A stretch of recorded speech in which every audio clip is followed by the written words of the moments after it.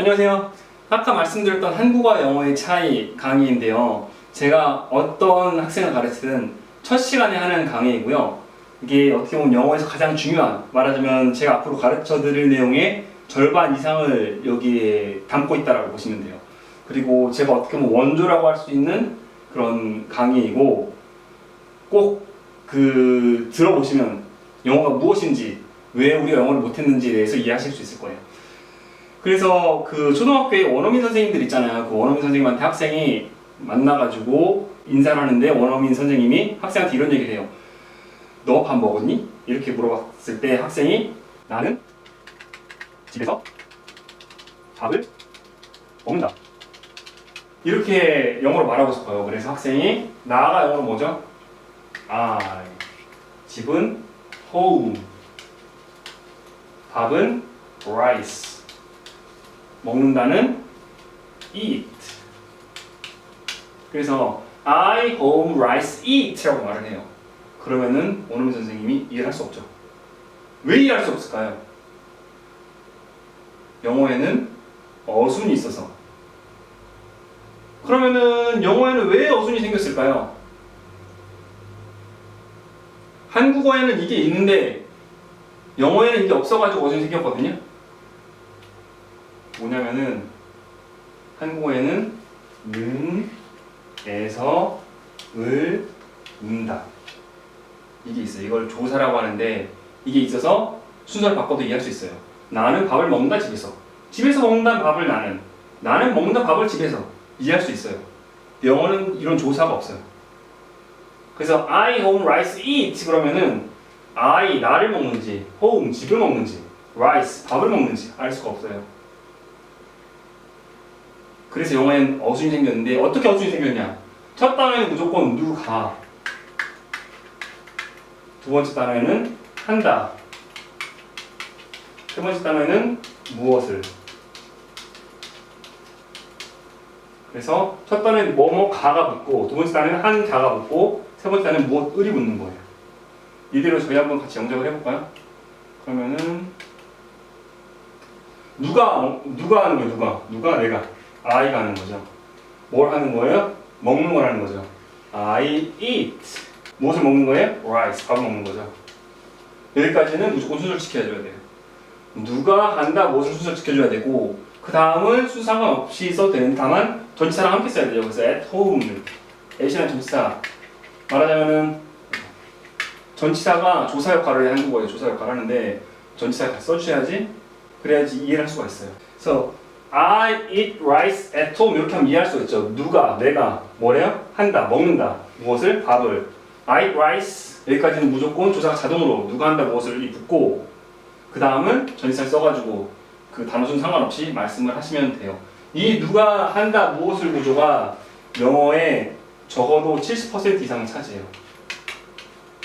뭐 80% 이상이라고 이해하는 책들도 있고 그런데, 제가 분석해본 결과 70% 이상은 차지해요. 그래서 영어 문장을 말씀하시면 10문장 중 7문장 누가 한다, 무엇을 구조라는 거예요. 우리가 영어를 잘하고 못하고는 누가 한다, 무엇을 구조해. 그러니까 주어 동사 목적어라고 그러는, 삼형식이라고 그러는데, 이 구조에 얼마나 익숙해 있느냐 아니냐가 결정을 하는 거예요. 그만큼 중요한 문장 구조고, 만약에 영어를 하다가 말이 막혔어요. 그러면 누가 한다, 무엇을 구조에 맞춰서 그 말을 내뱉어 보시면은 그래도 의미 전달하실 수 있을 거예요. 그렇죠? 이거 말고 이게 70% 차지한다 그러면은 나머지 30%는 뭐냐? 30%는 여러 가지 문장 구조가 있는데, 그래도 한 20% 이상을 차지하는 구조가 있어요. 20%. 그거 설명할게요. 좀 지우고. 나머지 30%가 있는데, 그 중에, 그러니까 100% 중에 한 20% 이상을 차지하는 구조가 있어요.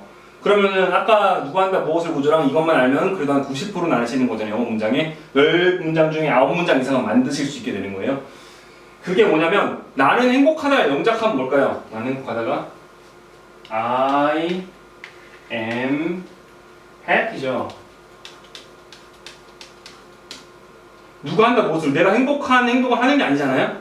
아까 누가 한다, 무엇을, 행동에 대해서, 어떤 행동에 대해서 얘기하는 거고, 이건 행복한 뭐에 대해 쓰는 거냐면은, 나는 행복하다일까요? 뭐 하는 게 아니잖아요. 이거는요.